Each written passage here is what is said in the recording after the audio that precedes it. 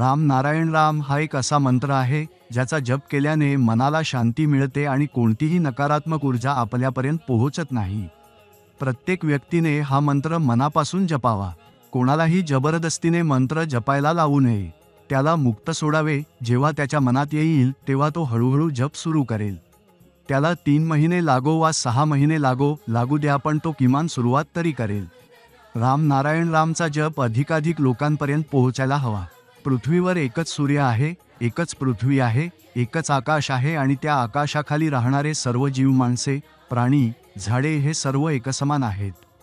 पण माणूस मात्र स्वतःला सगळ्यात मोठा समजतो, इतर सगळे लहान आहेत असे मानतो। कुणाला मारले किंवा कापले तरी त्याला काही फरक पडत नाही। अशा लोकांना विचारायला हवे की जर पृथ्वी एक आहे, आकाश एक आहे, तर माणूस इतरांपेक्षा मोठा कसा काय ठरतो? बाळ ब्रह्मचारी जी म्हणतात की पृथ्वीवरील सर्व जीव समान आहेत।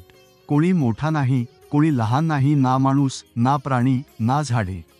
माणसाकडे मेंदू आहे, पण पक्ष्यांकडे उडण्याची शक्ती आहे, झाडांकडे प्राणवायू देण्याची ताकद आहे।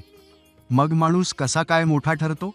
सर्वजण समान आहेत। आपल्या देशात मंदिरे किंवा मशिदी बांधण्यापेक्षा जास्त महत्त्वाचे आहे राम नारायण रामचा जप जनतेपर्यंत पोहोचवणे। जर 1 कोटी लोकांनी जरी हा जप केला आणि इतरांनाही सांगितले, तर खूप मोठ्या संख्येने लोक या जपाशी जोडले जातील। राम नारायण रामचा जप कुठेही बसून केला जाऊ शकतो। आजकाल काही मंदिरांचे पुजारी लोकांना लुबाडत आहेत। पूजापाठ हा एक व्यवसाय झाला आहे।